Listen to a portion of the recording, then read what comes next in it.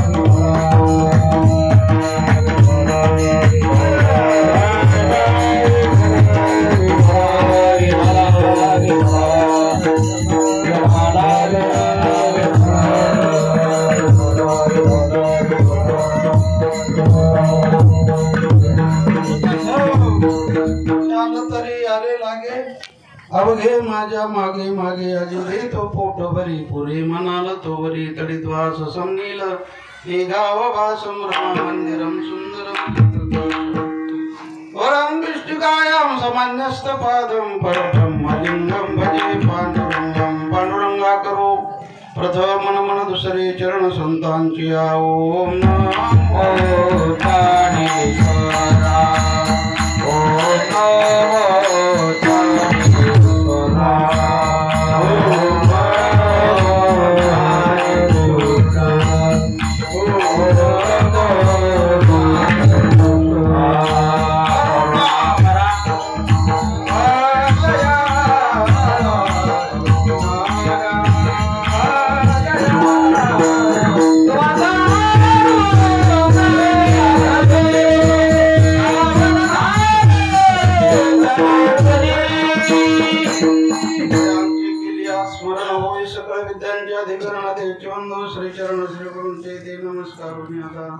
नमो पांडुरंगा नमो रुक्मिणीशी नमो श्री नगद नारायण सिद्ध ऋषी नमो कपिल महादेव गुरु भक्त झाला नमस्कार माझा श्री गुरु नगद नारायणाला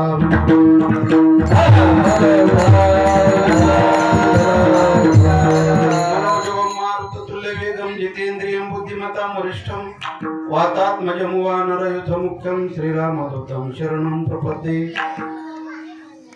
याला तरी आले लागे अवघे माझ्या मागे मागे आजी दे तो पोट भरी पुरे म्हणाल तो वरी प्रस्तुत काल्याच्या कीर्तनासाठी काल्याच्या प्रकरणातील निवडलेला अभंग महान भगवत भक्त संत श्रेष्ठ विश्ववंद्य महाराष्ट्र भूषण संत सम्राट श्रीमंत श्री जगद्गुरु तुकाराम महाराज यांचा चार चरणाचा चिंतनीय असा अभंग आहे। या अभंगाद्वारे तुकाराम महाराज आव्हान करतात, आपल्या भक्ताविषयी आपुलकी व्यक्त करतात। माझ्या पाठीमागे या, ज्याला यायचं असेल तर या, नसलं यायचं तर पुढचा करोना येऊस तर तसंच राहा। या तुम्हाला पोटभर खाण्यासाठी देईल आश्वासन भगवान देतात। विठ्ठल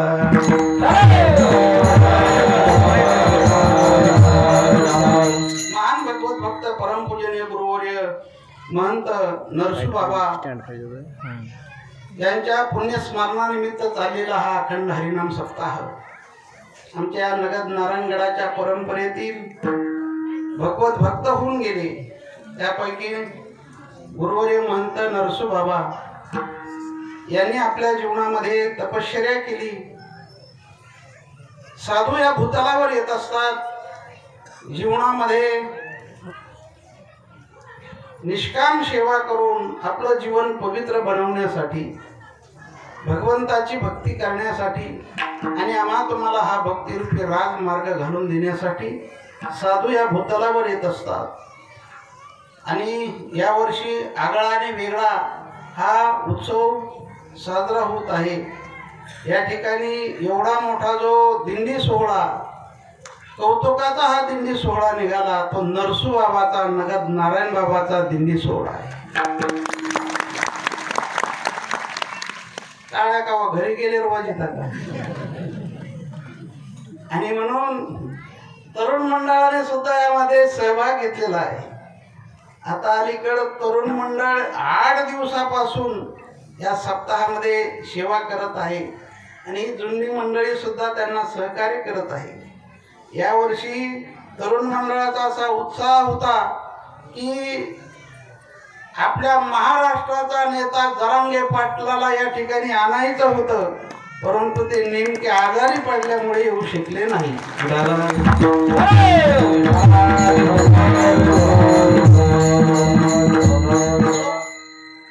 आणि म्हणून नरसू बाबाने आपल्या जीवनामध्ये भक्ती, ज्ञान, वैराग्य या त्रिपुटीने परमार्थ केला, देव मिळवला. म्हणून आपल्या जीवनामध्ये सुद्धा ही भक्ती घडावी, सेवा घडावी म्हणून घालून दिलेला नेम म्हणजे अखंड हरिनाम सप्ताह. आमचे संत पूर्ण बोधामध्ये मुरले, परब्रह्मामध्ये विरले आणि जगाच्या परोपकारासाठी उरले. म्हणून या त्यांच्या पुण्यतिथ्या साजऱ्या होत असतात. याच तिथीला महान भगवत भक्त ज्ञानोबारायाचा समाधी सोहळा साजरा होत आहे. आणि त्याच तिथीला आमच्या नरसू बाबाचा हा समाधी सोहळा साजरा होत आहे. विठाला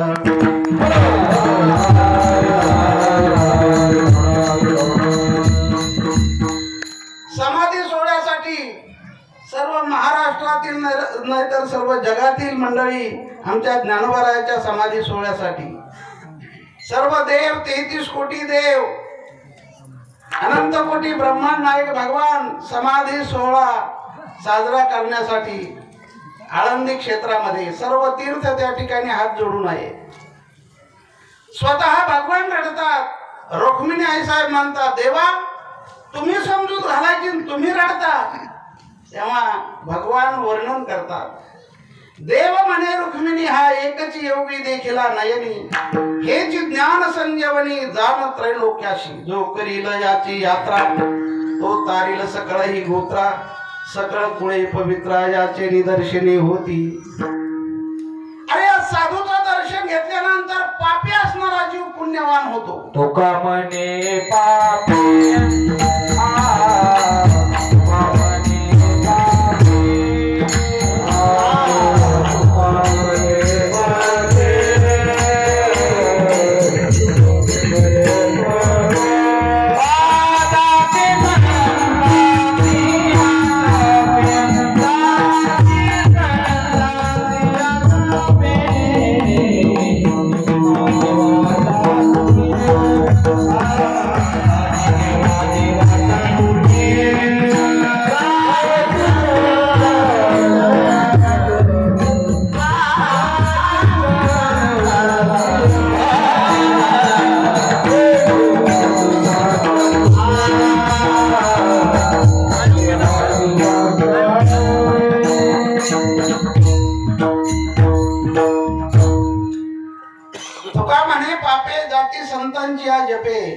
म्हणून या नरसू बाबाच्या अखंड हरिनाम सप्ताहामध्ये सेवा करायची, संसारात पाप करायचं आणि परमार्थात येऊन पुण्य करायचं.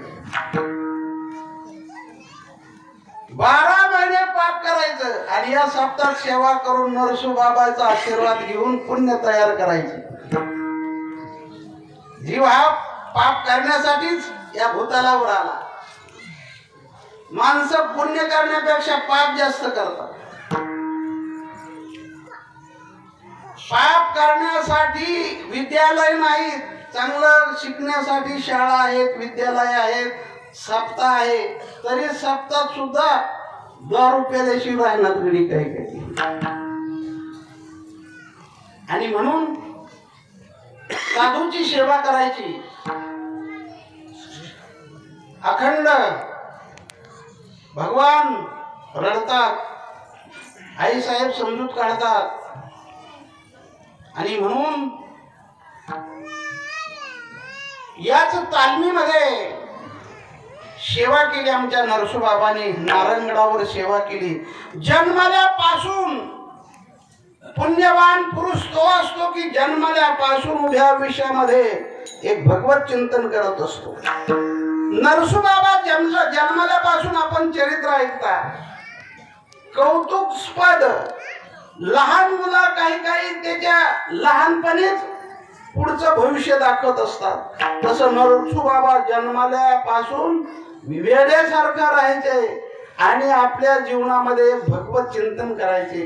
नामदेवराय सांगतात लहान वयात मध्येच नामदेवरायाने सुद्धा चिंतन करावं आणि देवाला आळवावं. तसं नरसोबाबाने सुद्धा देवाला आळवावं आणि देवाला म्हणावं, देवा माझ्या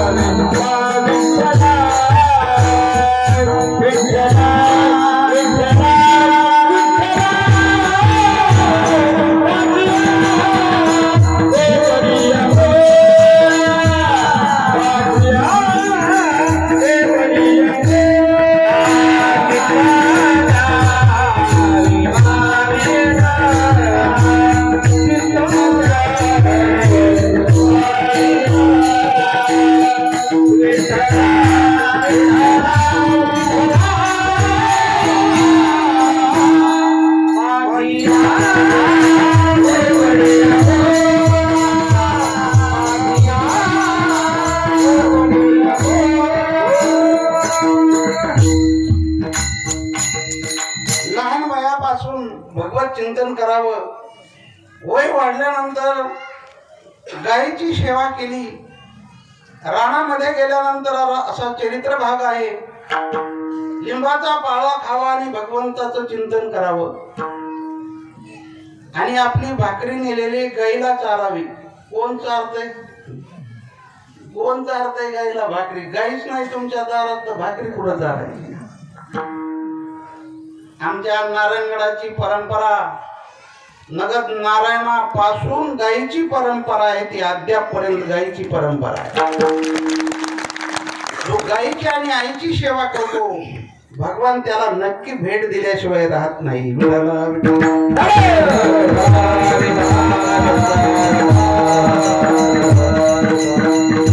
नारायणगड असं क्षेत्र आहे, असं स्थान आहे.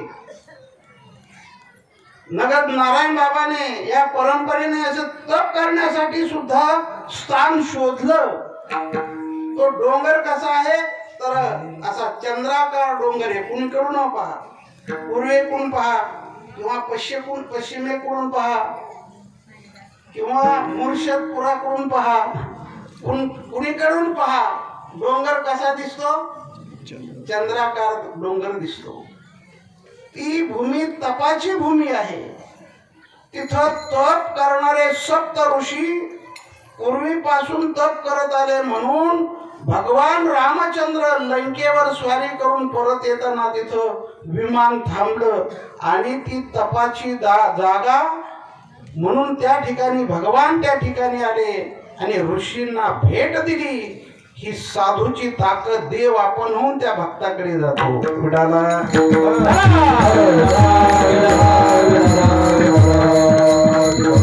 आणि म्हणून साधू पुरुष आपल्या जीवनामध्ये भक्ती, ज्ञान, वैराग्य या त्रिपुटीने परमार्थ केला.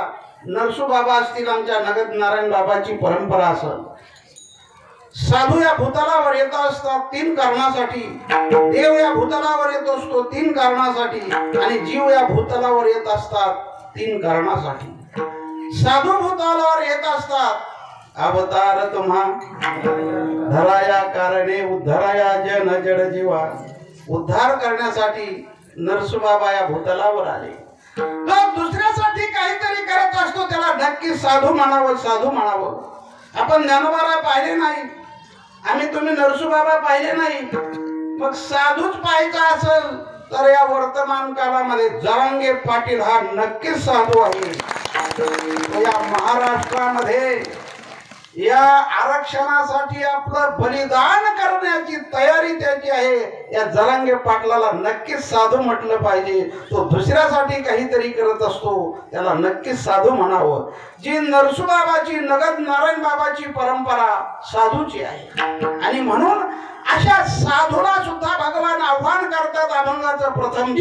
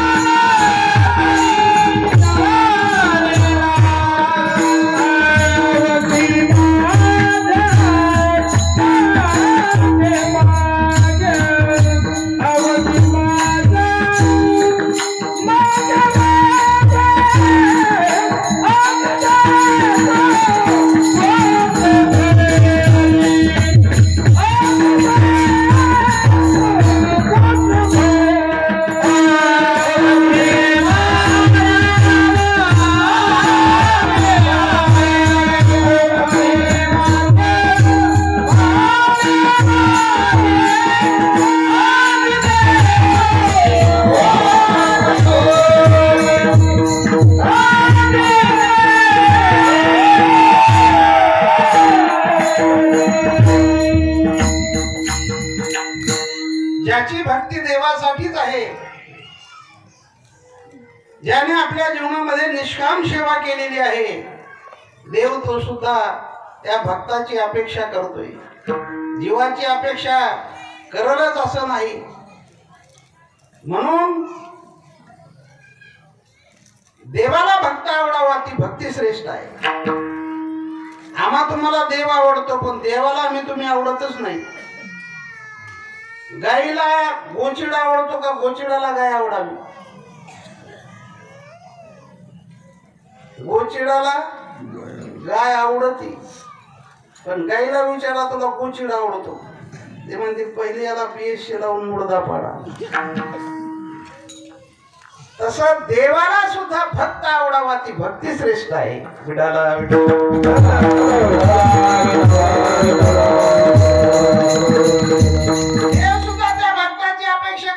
जीव करील यामध्ये नवल नाही।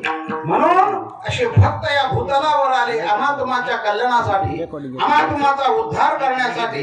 ही नगद नारायण बाबाची परंपरा, त्यात आमचे नरसोबाबा विठाला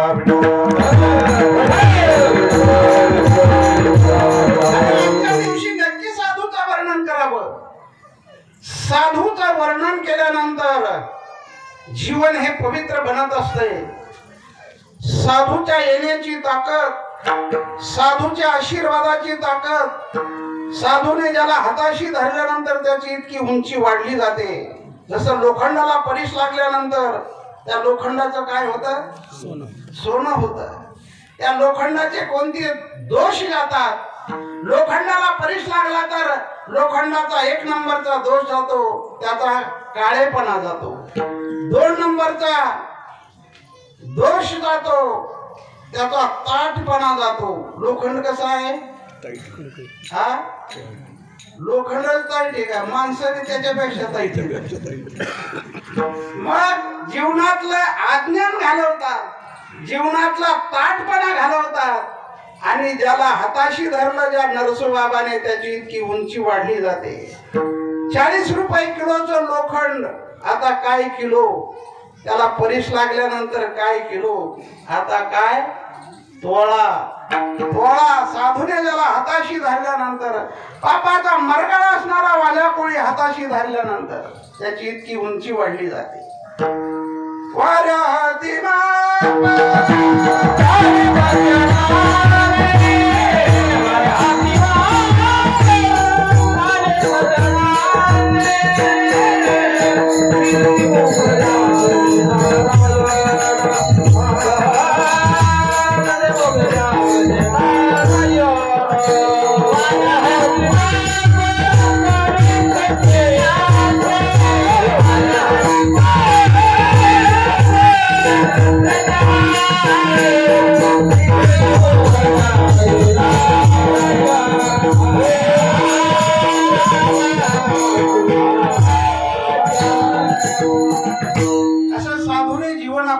पवित्र बनवलं आणि आम्हा तुम्हाच्या कल्याणासाठी या भूतलावर आले.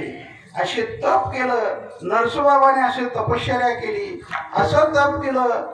ज्या जमिनीमध्ये जन्माला आले, ज्या जमिनीचा पायाला स्पर्श झाला ते पवित्र बनलंय.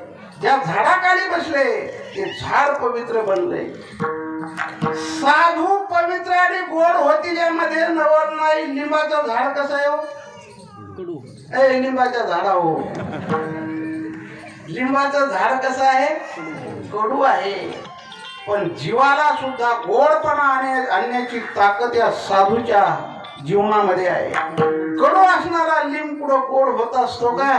पण साधूने ज्याला स्पर्श केला ते नक्की गोड झाल्याशिवाय राहत नाही. ही आमच्या नरसोबाबाची ताकद आहे.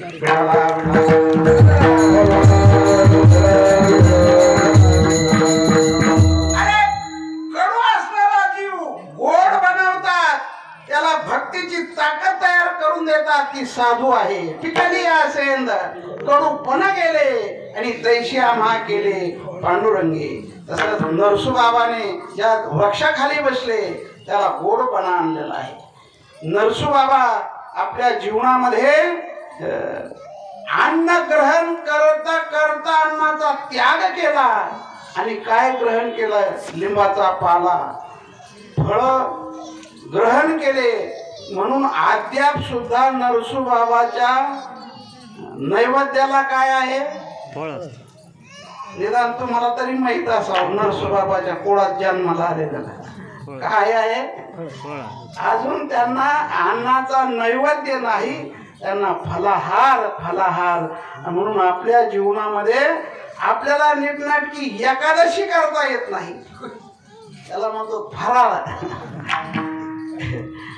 आमच्या नरसोबाबाने अन्नाचा त्याग केला आणि भूक जर लागली तर हे जेठरनाळ अग्नी प्रदीप्त झाल्यानंतर लिंबाचा पाला ग्रहण केला आणि भगवंताला आळवलं.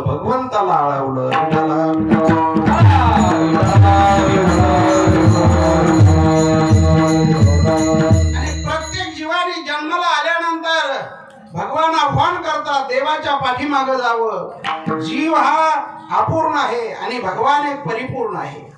जीवाने परिपूर्ण होण्यासाठी म्हणून या शरण जावे सर्व भावे देवाशी. जीव हा अपूर्ण आहे आणि अपूर्णाची संगती आहे. आम्हा तुम्हाला संसाराची संगती आहे, म्हणजे दुःखाची संगती आहे. जीवाला पूर्ण व्हावे असं वाटत असेल तर देवाच्या आणि संतांच्या पाठीमागे जावं. जीव परिपूर्ण झाल्याशिवाय राहणार नाही. भगवान आव्हान करतात, माझ्या पाठीमागे या, तुम्हाला भरपूर खाण्यासाठी देईल. माझ्या पाठीमागे जर आलात, या अभंगाच्या दुसऱ्या आधी देतो पोट भरी.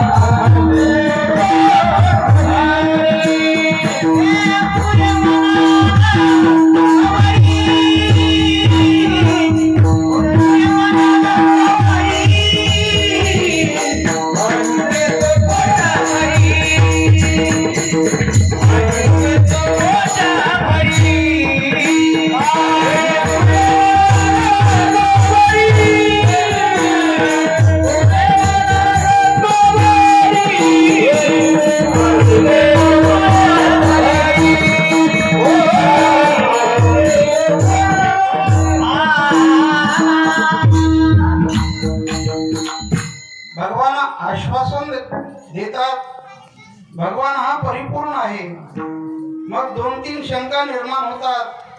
जो पोटभर देईन म्हणतो त्याच्याजवळ तो ऐश्वर्य संपन्न आहे का? 2 नंबर तो उदार आहे का? आणि 3 नंबर तो स्वतंत्र आहे का? भगवान इतका ऐश्वर्य संपन्न आहे का? हे शास्त्री औदार्य ज्ञान वैराग्य ऐश्वर्य हे साही गुणवर्य वसती जेथ म्हणून तो भगवान. गुण ऐश्वर्य संपन्न एक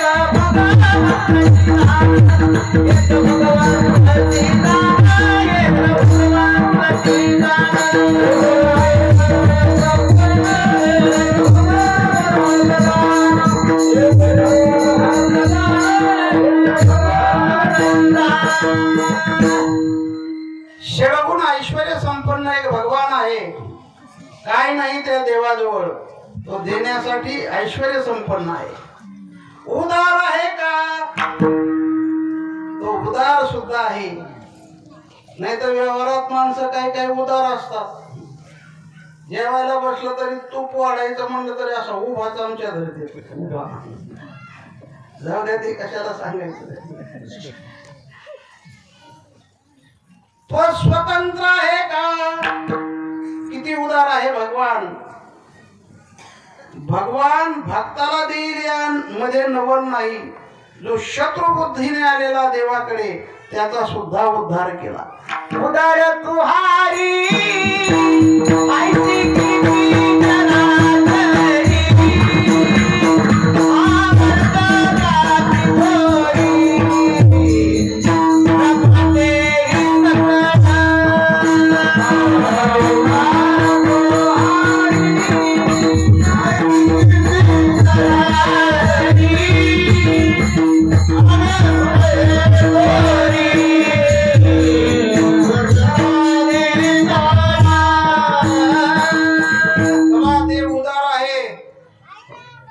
ऐश्वर्य संपन्न आहे. ज्याप्रमाणे भूक असावी, भाकरी असावी, पण भाकरी बरोबर भूक असावी. अंथरूण असावं पण झोप असावी. तसा खिशात पैसा असावा आणि उदारता असावी. तो स्वतंत्र आहे का? नाही तर व्यवहारात माणसं स्वतंत्रच नसतात, उदार असतात. भरपूर पैशावाले असते पण स्वतंत्र नसते. सप्त्यावाले दारात आले की अहो वर्गणी द्या ना. तो घरमालक म्हणतो मी घरातून विचारून येतो. त्याच्या हातात नसतं. अहो वर्गणीवाले आले, त्यांना म्हणा किती द्यायची. हे आलं बाहेर. म्हणले किती द्यायची. वर्गणी वाल्याला वाटलं आणि काही नव्हते. म्हणले 1000 रुपये येते तुमच्या वाट्याला. 1000 म्हणला घेऊन येतो. मंडळीला सांगितलं 1000 म्हणते. 1000 मंडळी म्हणली कोणाला द्यायची विचारून या. हे पळतच आलं. हे पळत येत असतं. गोपनीला गुंडा आणला की नाही गुंडा पळत असतो. कोणाला द्यायची. प्रत्येकालाच वाटलं माझ्याजवळ देते, माझ्याजवळ देते. कोणाजवळ द्यायची. दे ना यांच्याकडे. थांबा म्हणला मग घेऊन येतो. म्हणले आमक्याजवळ द्यायची. ती म्हणली आता सोयाबीनचं खळं होईल आणि मोंढ्याला नेऊन मग देऊ. इतका स्वतंत्र गडी. तसा भगवान स्वतंत्र आहे, उदार आहे आणि ऐश्वर्य संपन्न आहे. भगवान म्हणतात माझ्या पाठीमागे जर आला तर तुम्हाला पोटभर खाण्यासाठी देईल. विठाला विठाला.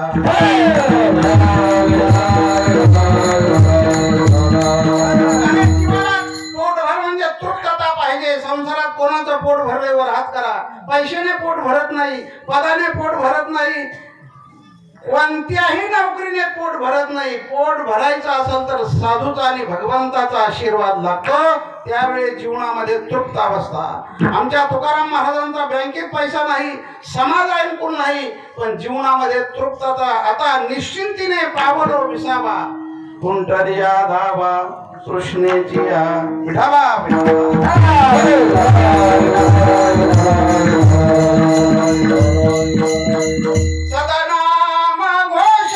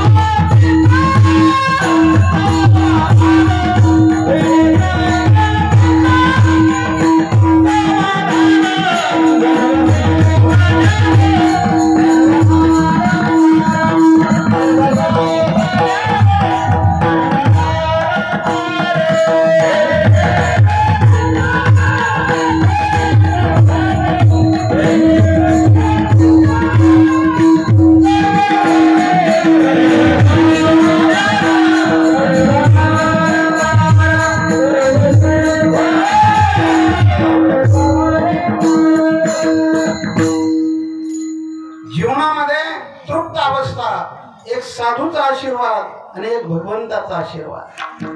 या संसाराच्या बाजारामध्ये संसारच अपूर्ण आहे. संसारात कोणाचंच पोट भरलेलं नाही, भरणार नाही. ही ईदभरच पोट आहे, ईदभरच आहे, तरी भरतच नाही. संध्याकाळी खाल्ली, दुपारी बुंदी खाल्ली की संध्याकाळी म्हणतो झालं का रे बेसन. आमच्या तुकाराम महाराजांनी तर या पोटावर लालशाहीचा शेरा मारलेला आहे. आईत भरा पोटा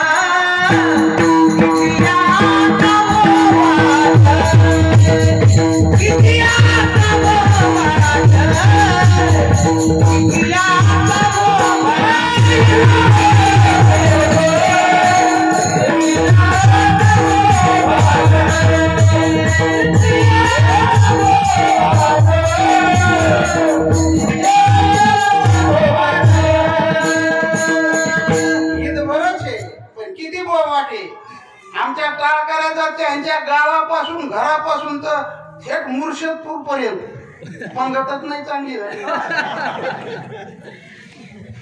आमच्या तुकाराम महाराज म्हणतात किती बोबाटे आता. इथं भरा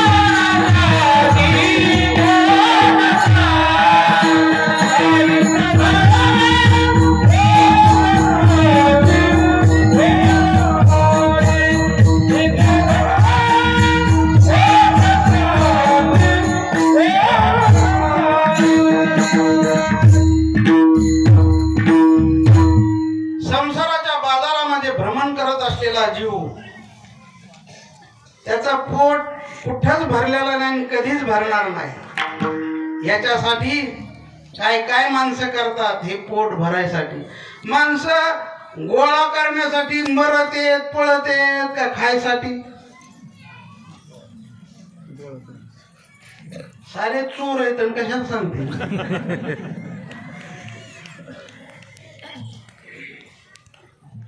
बरं मी तर तुझंच सांगतो, गोळा करायसाठी पळतो.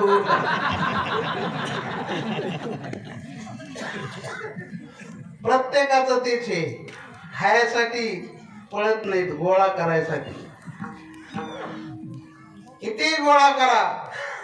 एक उंदीर त्या बिळात जायचं, इकडं तिकडं पाहायचं की एक कणी सुसलून आणायचं, इकडं तिकडं पाहायचं कणी सुसलायचं की बिळात न्यायचं, इकडं तिकडं पाहायचं कणी सुसलून आणलं की बिळात न्यायचं. किती झाली आता. ते गोळा करायसाठी मरत का खायसाठी. झेप मांजर आली की झेप घेतली की मुंडकच फिरगळ त्याच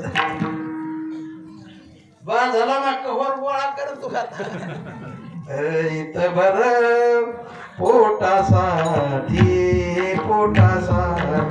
किती पद मिळाले म्हणजे पूर्ण वर पहा ना काय मारामाऱ्या लागल्यात वर मुख्यमंत्री व्हायसाठी काय मारामाऱ्या लागल्यात त्यांचं सुद्धा पोट भराना अरे पोट भरायचं असेल तर आमच्या नरसू बाबाचाच आशीर्वाद त्याचाच तृप्तता जीवनामध्ये मिळाल्याशिवाय राहणार नाही तुकाराम महाराज म्हणतात आता काही मिळायचं शिल्लक राहिलेलं नाही माझ्या जीवनामध्ये भगवंताचा आशीर्वाद तृप्त अवस्था एक साधूच्या आशीर्वादाने आणि एक भगवंताच्या आशीर्वादाने विठोबा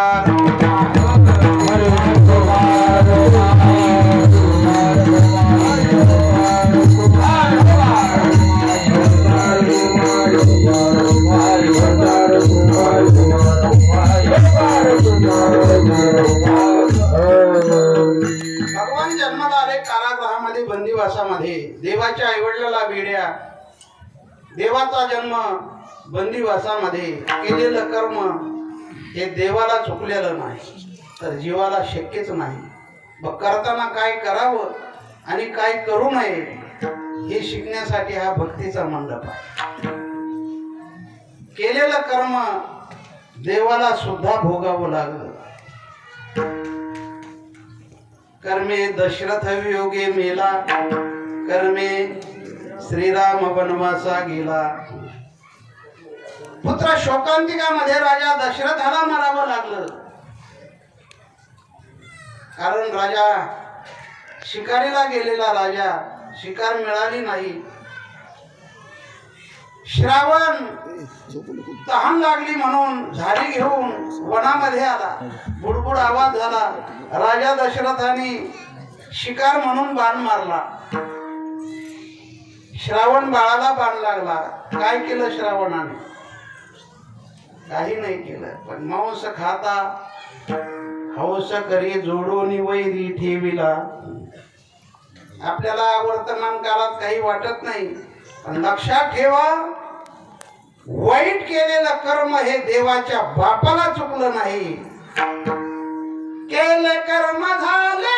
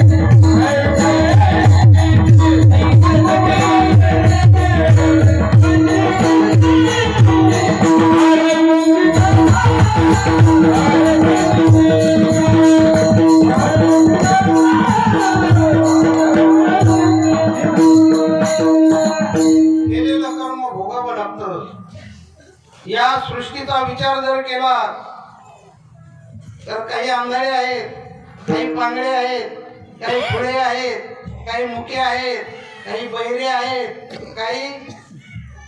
काहीला खाता सुद्धा येत नाही, काही त्या रोगाचे नाव सुद्धा मला सांगता येणार नाही, डॉक्टरला माहित आहे.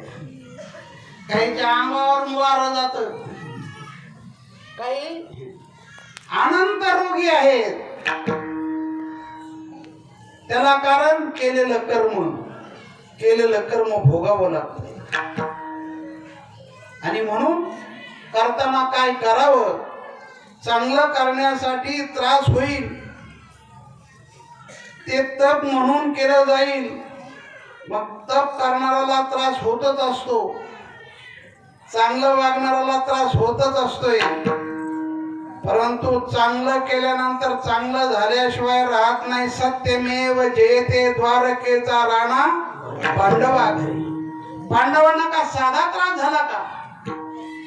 अनंत दुःखाला तोंड दिलं, परंतु भगवत भक्ती ही सोडली नाही. बरी त्या देवाची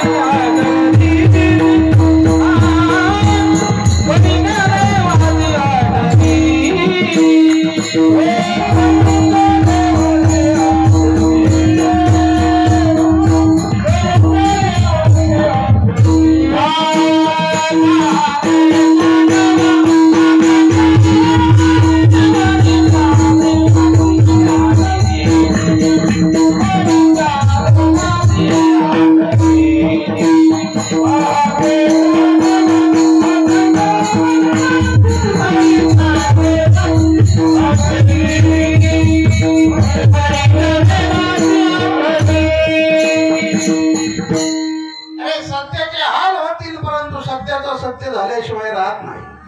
आमच्या नरसू बाबाला तरी वेडा म्हणत होते गावातले.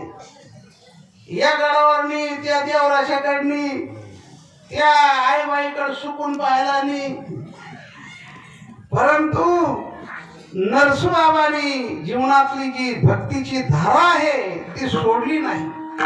आणि म्हणून तर भगवान आपण होऊन नारायणगडावर सर्व संत मेळ्यासाठी भेटण्यासाठी आला. विठ्ठला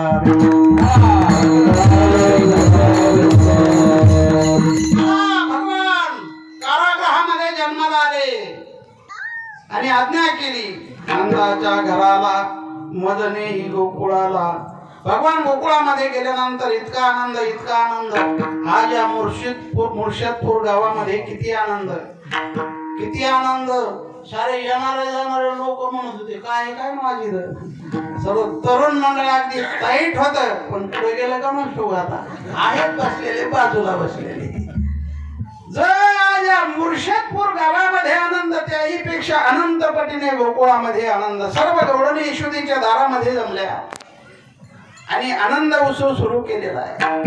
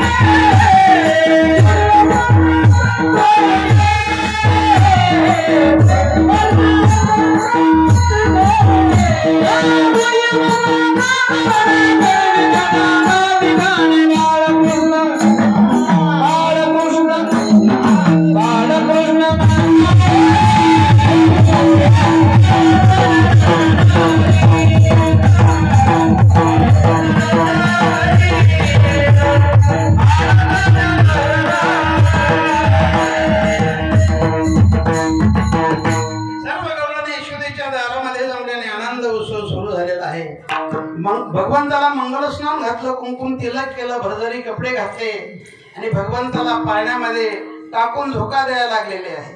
आणि गवळणीनं आनंद उत्सव सुरू केला.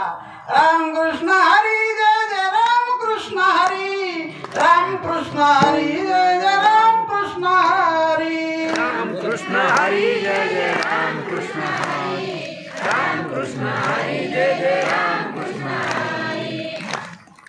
धन्यवाद तुम्हाला, साष्टांग दंडवत. 8 दिवस नामचिंतनामध्ये मुर्शिदपूर ग्रामस्थ अगदी दंग झालेला आहे. नरसू बाबाला नक्की आनंद होत असेल की आमच्या या सर्व भक्त माझ्या पावलावर पाऊल ठेवून हा भक्तीचा आनंद लुटत आहे.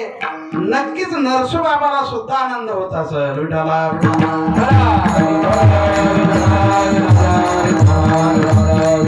भगवान वाढू लागले, वाढता वाढता त्या गोकुळामध्ये रांगू लागले. तळवे तळात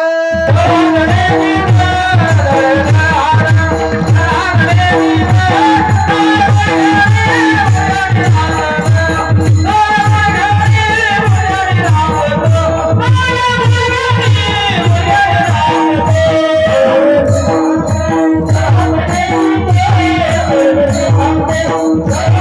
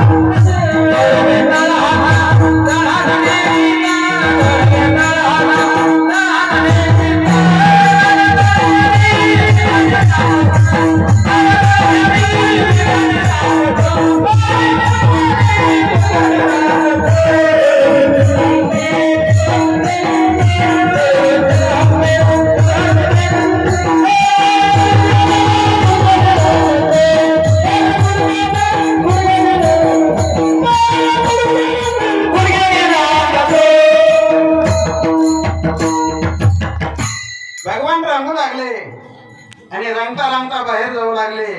लहान मुलं रांगायला लागल्यानंतर आईबापाला कौतुक वाटत असते. जरा उभा राहायला लागलं की आईबापाला कौतुक लागत असत. लागत ना. आई बापाने पाय पाय कसं उभा राहिलं कोणी नाही पाहिलं ते काही कारण म्हणायचं. भगवान रांगता रांगता उमऱ्याला धरायचे आणि उमऱ्याचा टेका घेऊन असं उभं राहायचं. भगवान उभा राहिल्यानंतर यशोदेला सुद्धा कौतुक वाटायचं. तसं लहान मूल रांगताना कौतुक वाटतंय, उभा राहताना कौतुक वाटतंय, खेळताना कौतुक वाटतंय. फक्त मोठं झाल्यावरच कौतुक वाटत नाही. विठाला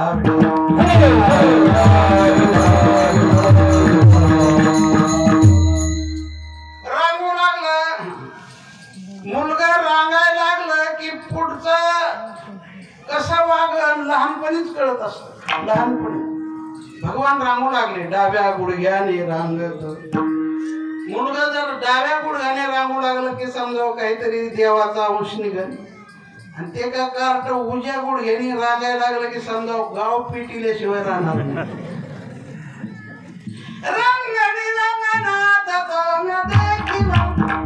त्याला रंगनाथ म्हणतात. भगवान रांगू लागले. भगवंताला हजार नावं पण इथं रंगनाथ म्हटलेलं आहे. विठाला भगवान वाढू लागले आणि इकडं कंसाला काळजी पडली. आता माझा शत्रू गोकुळामध्ये वाढतोय, मग काय करायचंय. भगवंताने मिटिंगा भरवल्या. कोण जातंय त्या देवाला मारायला. बरेच जण पाठवले. पुतना पाठवली, मेली. देवाला पाठवलं, मारला नाही, जीवदान दिलं. मग गोकुळामध्ये आपला शत्रू वाढतोय ही काळजी कंसाला पाहिजे. कंसाने मिटिंग भरवली. चला सर्व गावातील मंडळी या. म्हणले का आज आरक्षण द्यायचंय तुम्हाला. या मीटिंग भरवली. त्या गोकुळामध्ये माझा शत्रू वाढतोय, कोण जातंय त्याला मारायला, कोण जातंय. युक्ती काढली. आपल्या गावामध्ये आता या वर्षी जत्रा आहे आणि जत्रेमध्ये पैलवान बोलवलेले आहेत आणि त्या कृष्णाला आमंत्रण द्यायला जा. तुम्हाला आमच्या यात्रेचं आमंत्रण म्हणून कुणीतरी बोलायला जा. आणि कंसाने एक युक्तिवाद रचला. इथं आणायचे आणि त्याच्यावर पिसाळलेले हत्ती सोडायची. डाव काय काय कोणाचे कोणाला कळतच नाही. आमच्या सुद्धा बरेच डाव रचले होते. जिसके राखे साईया मारू न सके कोय. आता देवावर डाव रचित येत आमच्यावर का नाही रचणार. विठाला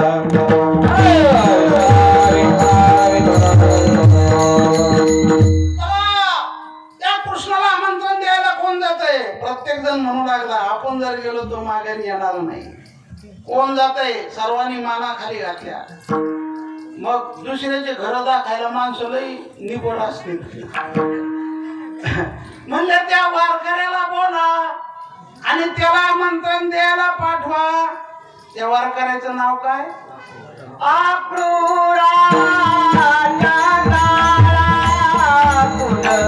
हो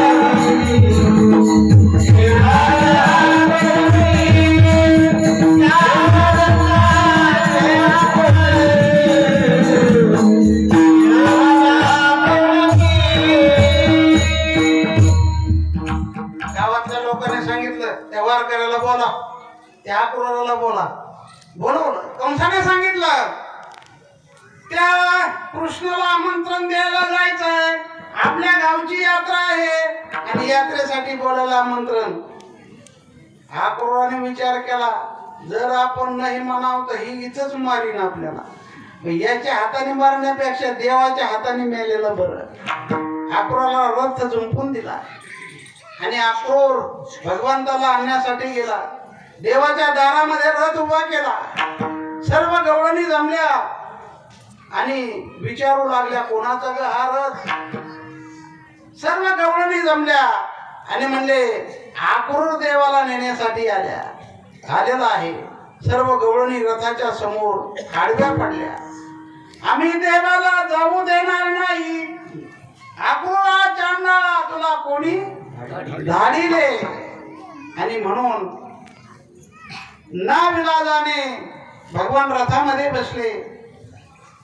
कंसाच्या नगरीमध्ये आले. कंसाने इकडं पिसाळलेले हत्ती, दारू पाजून मदोन्मत्त केलेले हत्ती. भगवान गोपाल कृष्ण उतरल्या बरोबर हत्ती देवाच्या अंगावर सोडले. पण देव बळीराम दादा म्हणले, हे तुमचं काम नाही, तुम्ही जरा मागे सरका.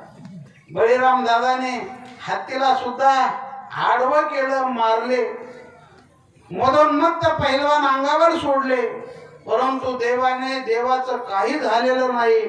भगवंताने आणि बळीराम दादाने सर्व दानादीन केली आणि कंसाच्या नरड्यावर पाय देऊन सुद्धा कंसाला सुद्धा जिवंत मारण्याची देवाने हाती धरलेला आहे.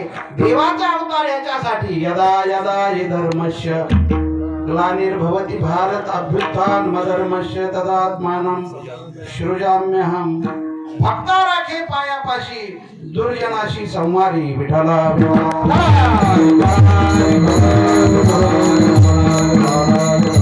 नंतर गोकुळामध्ये भगवंताने अनेक लीला केलेल्या आहेत. चोऱ्या केल्या, खोड्या केल्या, मारामाऱ्या केल्या. काय चोरलं, कुठं चोरलं, कशासाठी चोरलं, सर्वांना इतिहास माहित आहे. देवाने नाशवान पदार्थाची चोरी केली नाही तर चित्त चोरी येली. नंदाचे नंदने तुका म्हणे येली गरुड ध्वजे. आणि ही चोरीचा बोबाट सर्व गवळणी यशोदेकडे गेल्या आणि यशोदेला सांगितलं, यशोदे आता गोकुळामध्ये राहण्यासारखं राहिलेलं नाही. अशा अनंत खोड्या सांगितल्या. एक गवळण म्हटली, कृष्ण अनेकाचा अनेक आणि आपला अनेक आहे. आपल्या वाट जाऊन पाय म्हणले, तुला बांधून टाकल्याशिवाय राहणार नाही. भगवान म्हणतात, इतक्या आगाऊपणाने बोलते ही का मूर्छतपुराची दिसत नाही म्हणते. देव म्हणले, आज तुझ्याच घरी. विठाला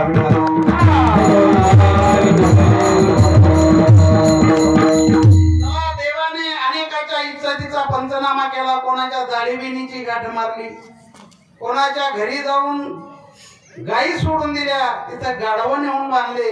ते देवाच्या वाटा गेले. देवाने त्यांच्या इज्जतीचा पंचनामा केला. म्हणून देवाच्या आणि साधूच्या वाट जाऊ नये. जाऊच नाही. तुम्हाला काय इकडं काय कमी आहेत काय वाट जायला? पण माणसं नेमकं जिथं वाट जाऊ नये तिथं हात वारुळात हात घातल्याशिवाय राहत नाही.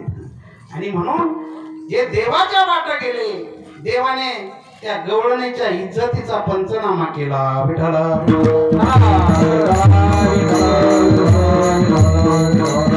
एक दिवशी गवळणी दह्या दुधाचे माठ डोक्यावर घेऊन मथुरेच्या बाजाराला निघाल्या. गवळणीचा थाट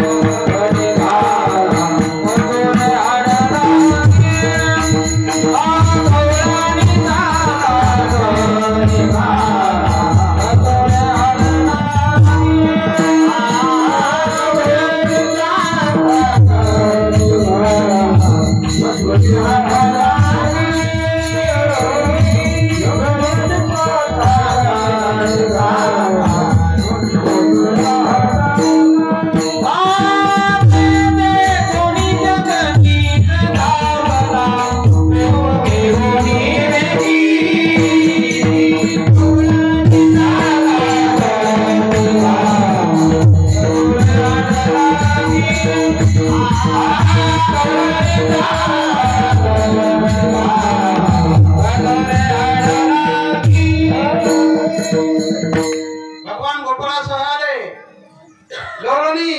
परवा दह्या दुधाचे माठ डोक्यावर घेऊन निघालेल्या मथुरेच्या बाजाराला भगवान आले.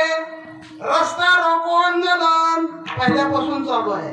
आमचे जरांगे पाटीलांनीच रस्ता रोको केलं असं नाही. जसं देवाने रस्ता रोको आंदोलन दह्या दुधाचे माठ डोक्यावरचे खाली ठेवा म्हणले. का रे देवा, आम्हाला दही दूध खाण्यासाठी द्या, त्याच्यासाठी रस्ता रोको, आम्हाला आरक्षण द्या, नाही तर 24 तारखेला आणखीन रस्ता रोको.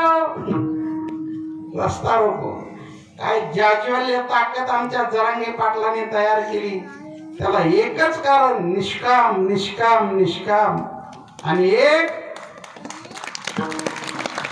समाजाच्या कल्याणासाठी सर्वांसाठी अशी एक शक्ती तयार झाली. अनेकाने प्रयत्न केले परंतु आमचे जरांगे पाटील कुठंच लावले नाही आणि कोणाच्या 2 रुपयाला हात लावलेला नाही. ही ताकद तयार होत असते निष्काम सेवेने. आमच्या नगद नारायण बाबाची ताकद तयार झाली निष्काम सेवेने. आम्ही उभं आयुष्य जाळलंय परमार्थासाठी, पण एवढी ताकद नाही आम्हाला. नुसतं मुर्शदपूर गावात ओळखीत आहे, पण जरांगे पाटलाला महाराष्ट्र ओळखितोय.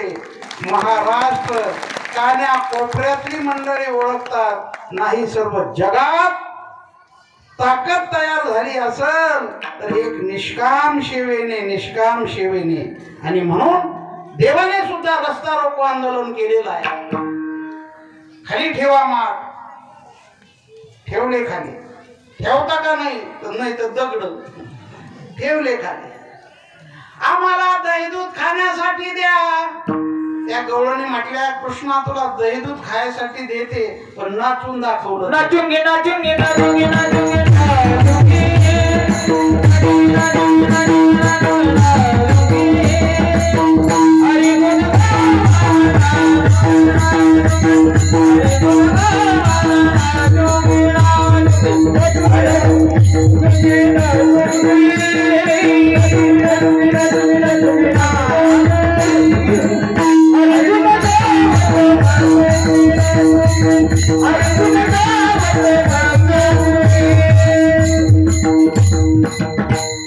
आता खायसाठी देवाला नाचावं लागलं. आमचे नाही का वारकरी उड्या मारते हरिपाठात. हरिपाठात उड्या मारते आणि ते बसणारे म्हणजे बघे काय काय म्हणजे काय कसे वारकरी उड्या मारते.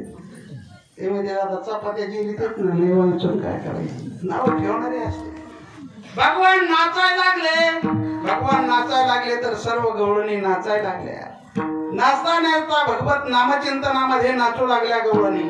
राम कृष्ण हरी जय जय राम कृष्ण हरी, राम कृष्ण हरी जय जय राम कृष्ण हरी.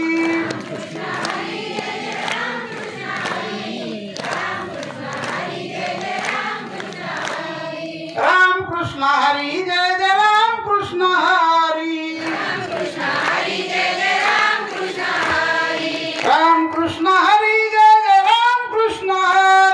राम कृष्ण हरी जय जय राम कृष्ण हरी.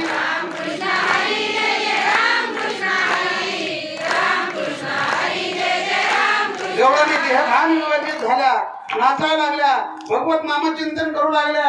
गोपाळ मागून गेले.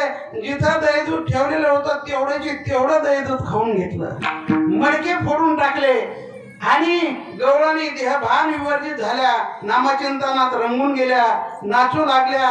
नाचता नाचता नाचता रंगून गेल्या. भगवान एका गवळणीच्या घरी गेले, जी देवाचे गाणं सांगत होती. घरी गेले, सांगितलं, आई तुमची सून कुठं गेली? म्हणले गेली त्या बाजाराला. कशाचा बाजार? ती चौकात नाचती म्हणली. तिला पेटून देवानी खरं बोललं कोणाला राग येतो. असं सांगितल्यानंतर ऐका, पूर्वीच्या सासू अशा जहाल होत्या, त्या विनाकारण त्रास देत होत्या, त्या पार मेल्या तर येड्या बावळी झाल्या. त्या सकाळी तोडलं. असं सांगितल्यानंतर ती हे सासू निघाली आणि पाहते तर सून नाचते, अशी हाणली. देवाने सांगितलं माझ्या गाराने माझ्या आईला सांगत होय तुझ्या जे देवाचे वाटा गेले, देवाने त्यांच्या इज्जतीचा पंचनामा केला. विठाला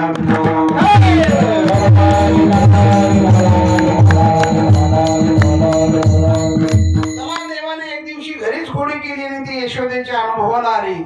यशोदेने सांगितलं खरोखर कृष्ण खरोखर असला पाहिजे. आणि यशोदेने सांगितलं कृष्णा कोड्यानं पुकारू माझे बाबा, कोड्यानं पुकारू माझे बाबा, कोड्यानं पुकारू माझे बाबा, माझे बाबा, कोड्यानं पुकारू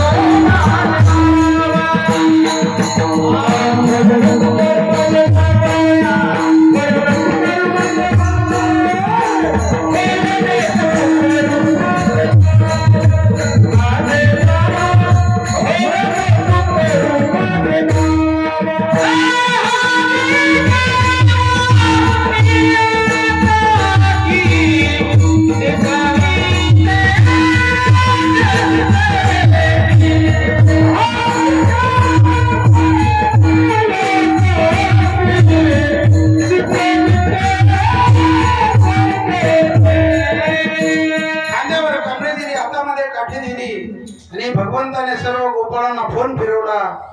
सर्व गोपाळ भगवंता बरोबर निघाले. गाई घेऊन रानामध्ये निघाले. गोपाळ रानामध्ये जात असताना सुद्धा संगडी भगवंताच्या सानिध्यामध्ये गाई चारण्यासाठी जात असताना सुद्धा भगवत नामचिंतनाच्या गजरामध्ये पुंडलिका वरदा हरी विठ्ठल श्री ज्ञानदेव. रानामध्ये गेल्यानंतर अनंत खेळ मांडले. खेळता खेळता खेळता खेळता कोणावर तरी राज येत असते. आपण जन्माला आलो राज देण्यासाठी, राज दिलं पाहिजे. पण माणसं खेळायला ढिले पडत नाही. राज आलं की रडतात, राज आलं की रडतात. कोणी फाशीच घेते, समजायच्या जीवावर आलंय राज द्यायचं. कोणी विषच पेते. अरे आत्महत्यासारखं पातक नाही. फाशी घेऊ नका, आत्महत्या करू नका. आत्महत्यासारखं पातक नाही. संसारामध्ये राज देण्यासाठी आलो, राज दिलं पाहिजे. ज्याला राज द्यायचं नाही त्याने खेळूच नाही. पण खेळायचं तर लई हवस, नाद नाद नाद. मग देवाने गाईची आणि आईची सेवा केली. गाईची आणि आईची सेवा करा. आई वडील हेच देव आहे. मातृदेव भव, पितृदेव भव, आचार्य देव भव. कोणत्या धामाला जाऊ नका, आई वडिलांची सेवा करा. आई वडील हेच देव आहे. मग आपल्याला लवकर आरक्षण का भेटना आता, पण का भेटत नव्हतं? आई वडिलांची सेवा करत नव्हते म्हणून. आता आरक्षण पाहिजे असेल तर आई वडिलांची सेवा करा. करताना काय पोरा हो, जरांगे पाटलाने सांगितलं तर नक्कीच करते. कीर्तन करायचं ऐकणार नाही. कारण आज भगवंताने महाराष्ट्रासाठी असा साधू पाठवला, त्याला जरांगे पाटील म्हणतात. त्याला जरांगे पाटील.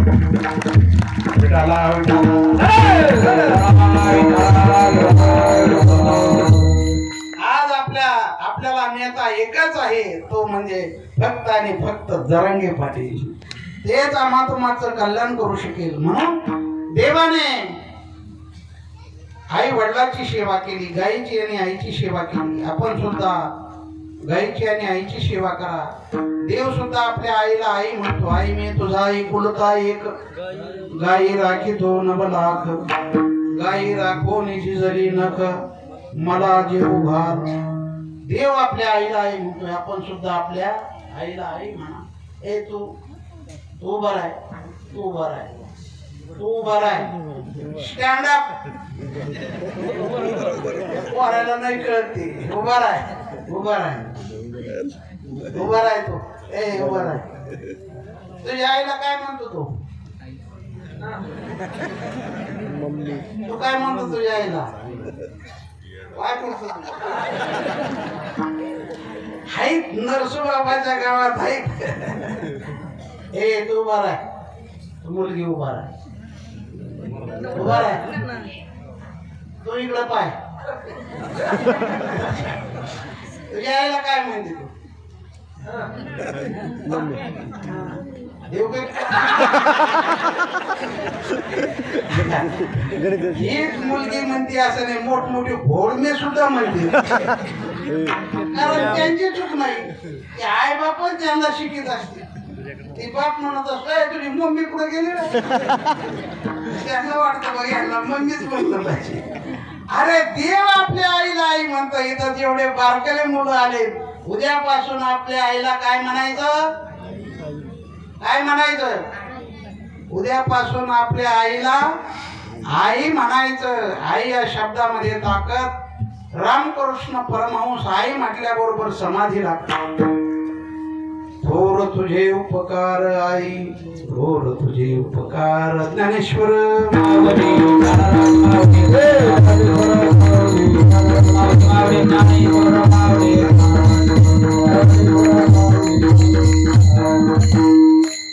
ऐश्वर्य संपन्न असणार हे मुर्शदपूर गुरुवर्य महंत नरसूबाबाचं या भूमीमध्ये जन्म झाला आणि आपण सुद्धा त्यांच्या पावलावर पाऊल ठेवून हा परमार्थ मार्ग क्रमण करता आपलं व्यवहारात जसं ऐश्वर्य आहे तसं परमार्थात सुद्धा ऐश्वर्य आहे.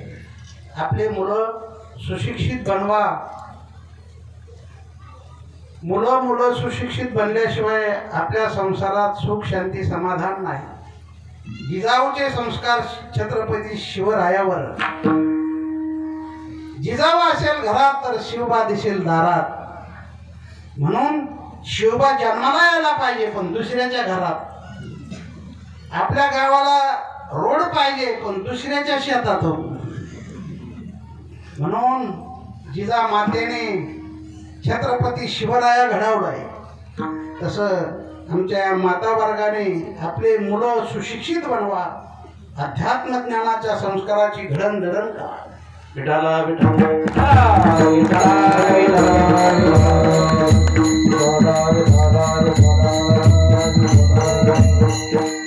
लेख जाधवाची सून भोसल्याची.